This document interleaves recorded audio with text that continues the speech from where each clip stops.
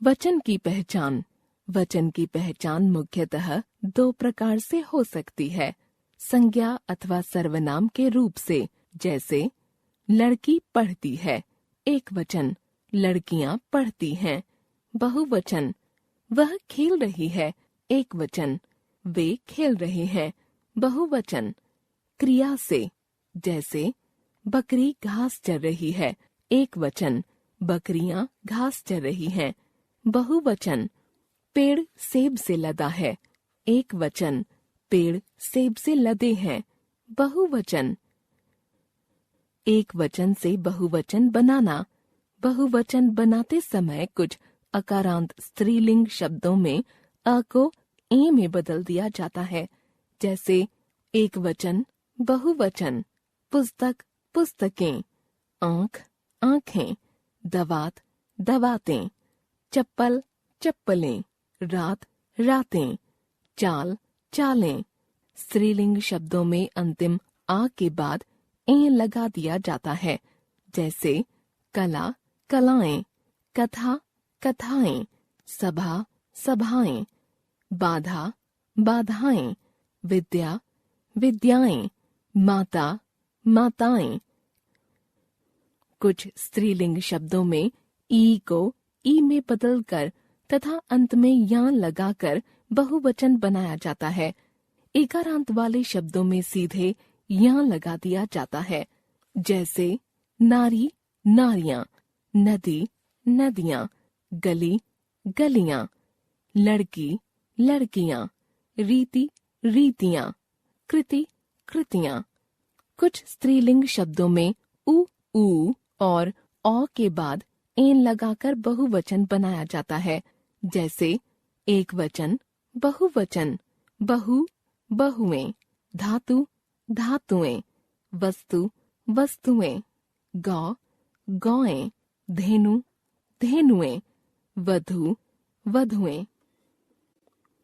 कुछ स्त्रीलिंग शब्दों में या को या में बदलकर बहुवचन बनाया जाता है, जैसे बिटिया, बिटियां, गुड़िया, गुड़ियां, चिड़िया, चिड़ियां, डिबिया, डिबियां, चूहिया, चूहियां, बुढ़िया, बुढ़ियां।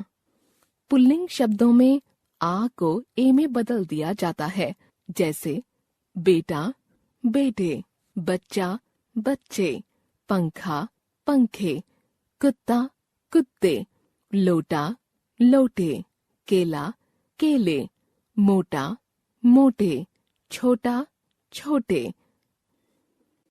कुछ शब्दों में गण, वृंद, जन, लोग, वर्ग आदि जोड़कर बहुवचन बनाए जाते हैं, जैसे नेता, नेतागण, छात्र, छात्रगण, अध्यापक, अध्यापक वृंद, प्रजा, प्रजाजन, आप लोग, मजदूर, मजदूर वर्ग।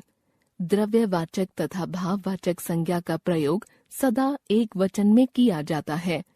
जब अपने से बड़े व पूजनीय लोगों को आदर देना हो तो क्रिया को बहुवचन में प्रयोग करते हैं। इसे आदर सूचक बहुवचन भी कहा जाता है। कुछ पुल्लिंग शब्दों को बहुवचन में नहीं बदला जा सकता है, जैसे पिता, दादा, सूर्य, चंद्रमा, एशिया, यूरोप, शिव, ब्रह्मा आदि।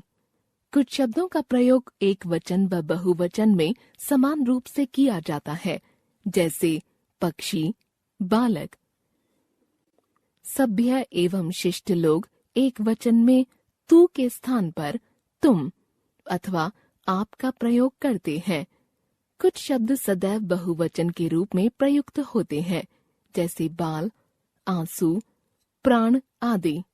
जाति, दल अथवा वर्ग को सदैव एक वचन में प्रयुक्त किया जाता है।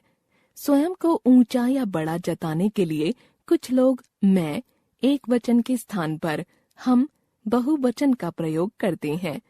सदैव बहुवचन में प्रयुक्त होने वाले शब्द आंसू, लोग, दर्शन, समाचार, प्राण, हस्ताक्षर, केश, होश, दाम आदि शब्द सदैव बहुवचन में ही प्रयुक्त होते हैं।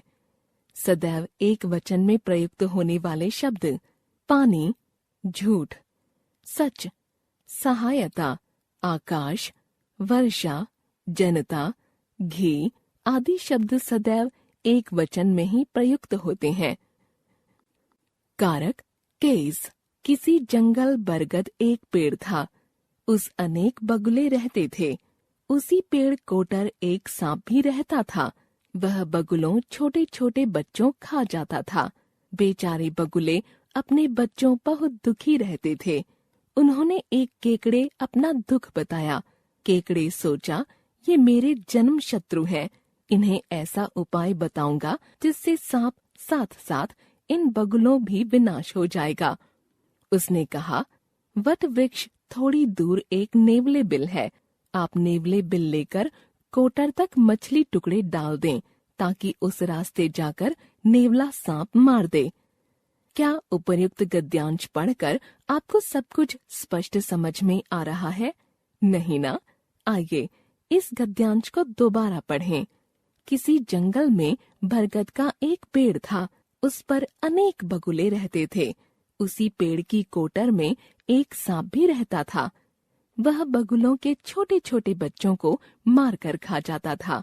बेचारे बगुले अपने बच्चों के लिए बहुत दुखी रहते थे। उन्होंने एक केकड़े को अपना दुख बताया। केकड़े ने सोचा, ये मेरे जन्म के शत्रु हैं, इन्हें ऐसा उपाय बताऊंगा जिससे सांप के साथ साथ इन बगुलों का भी विनाश हो जाएगा। उसने कहा, वट वृक्ष से थोड़ी दूर एक नेवले का बिल है। आप नेवले के बिल से लेकर कोटर तक मछली के टुकड़े डाल दें ताकि उस रास्ते से जाकर नेवला सांप को मार दे।